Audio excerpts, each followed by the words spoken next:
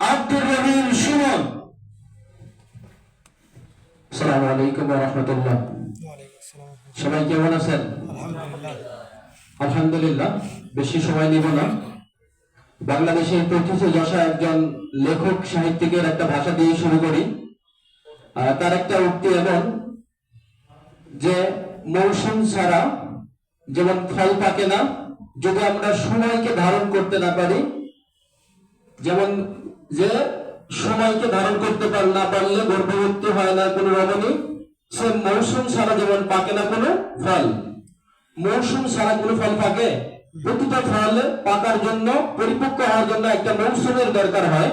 একজন নারী গর্ভবতী হইতে হলে তার একটা উপযুক্ত সময় থাকতে হয়। প্রেসিডেন্ট হাসিনা পরবর্তী বাংলাদেশের যে রাজনৈতিক প্রেক্ষাপট, সেই প্রেক্ষাপটে আমরা এমন সময় একটা যুব কনভেনশন করছি, বা বাংলাদেশের যে প্রত্যাশিত জায়গা ছাত্রদের এবং যুবকদের কাছে, সেই প্রত্যাশার জায়গা থেকে আমি তো অবাক হচ্ছিলাম যখন আমার এক সময়ের সহযোদ্ধা ছোট ভাই রাজবাড়ী জেলা শাখার সংগ্রামী সাধারণ সম্পাদক ইসলামী ছাত্র আন্দোলন বাংলাদেশ অত্যন্ত সুন্দর আলোচনা করতেছিলেন। হতাশাগ্রস্ত জাতিকে হতাশা থেকে বের করার জন্য তিনি বারবার আল্লাহ তাআলার কালামের দিকে বারবার গেছেন। আপনাদেরকে আশার আগে দেখানোর জন্য, আপনাদের ঈমানি জজবাকে বের করার জন্য বারবার তিনি আপনাদেরকে বক্তব্য শোনাচ্ছিলেন। আমি তার এলেমে জবানে বরকদান করুক আল্লাহ তাআলা এই দোয়া করছি। এবং আপনাদেরকে বলি, দেখেন এই সময়টা আমার আপনার জন্য অত্যন্ত গুরুত্বপূর্ণ।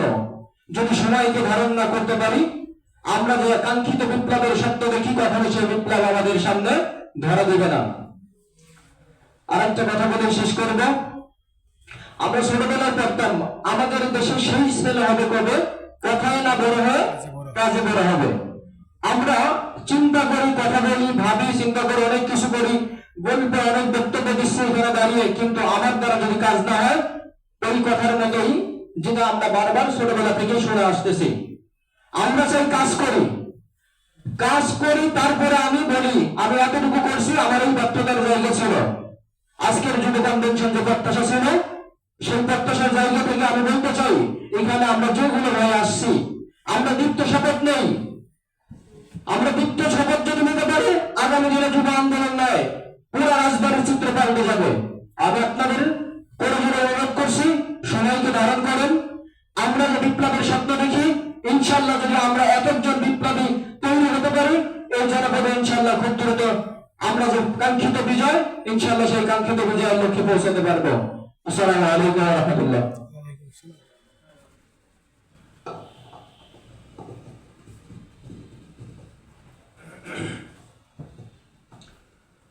পলায়ন শত ভিন্ন ভিন্নতায় অগ্রসরী মান, পালাবে কোথায় মৃত্যু থেকে নেই কো পরিত্রাণ। ইসলামী যুব আন্দোলন বাংলাদেশ রাজবাড়ী জেলা শাখার ৫ম যুব সম্মেলন ২০২৫ অনুষ্ঠানের পর্যায়ে বক্তব্য পেশ করবেন মোহাম্মদ আরিফুল ইসলাম, সেক্রেটারি ইসলামী আন্দোলন বাংলাদেশ রাজবাড়ী জেলা শাখা।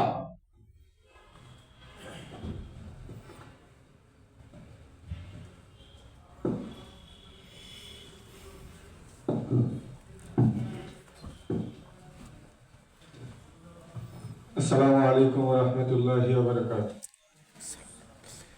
আলহামদুলিল্লাহি ওয়াহদা, আসসালাতু ওয়াসসালামু আলা লা নাবিয়্যা বা'দা।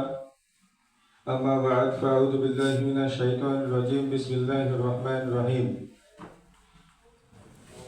আদর্শ যুবকদের প্রিয় সংগঠন বিপ্লবী কাফেলা ইসলামী যুব আন্দোলন বাংলাদেশ রাজবাড়ী জেলা শাখা কর্তৃক আয়োজিত আজকের এই ৫ম জেলা যুব সম্মেলনের সম্মানিত সভাপতি শ্রদ্ধেয় বড় ভাই মোহাম্মদ রফিকুল ইসলাম মিলন, আজকের অনুষ্ঠানে প্রধান অতিথি হিসেবে উপস্থিত থাকবেন বাংলাদেশের যুব সমাজের অহংকার ইসলামী যুব আন্দোলন বাংলাদেশের মুহতারাম কেন্দ্রীয় সহ সভাপতি জনাব শেখ মোহাম্মদ মারুফ। আজকের অনুষ্ঠানের বিশেষ অতিথি জাতীয় উলামা মাশায়েখ আইম্মা পরিষদ রাজবাড়ী জেলা শাখার সম্মানিত সাধারণ সম্পাদক আমার শ্রদ্ধেয় শিক্ষক তুল্য জনাব কারি আবু ইউসুফ, আজকের অনুষ্ঠানের সঞ্চালক ইসলামী যুব আন্দোলন রাজবাড়ী জেলা শাখার সম্মানিত সাধারণ সম্পাদক জনাব হযরত মাওলানা বেলাল হোসাইন, রাজবাড়ী যুব আন্দোলনের জেলা নেতৃবৃন্দ, পাংশা, কালুখালী, বালিয়াকান্দি, গোয়ালন্দ এবং রাজবাড়ীর সদর উপজেলার দায়িত্বশীল বৃন্দ, সকলকে ইসলামী আন্দোলন বাংলাদেশ রাজবাড়ী জেলা শাখার পক্ষ থেকে আন্তরিক শুভেচ্ছা ও মোবারকবাদ। আজকের অনুষ্ঠানের গুরুত্বপূর্ণ বিশেষভাবে ধন্যবাদ জানাতে চাই আজকে প্রিন্ট এবং ইলেকট্রনিক্স মিডিয়ার বন্ধুগণ, আইন শৃঙ্খলার প্রশাসনের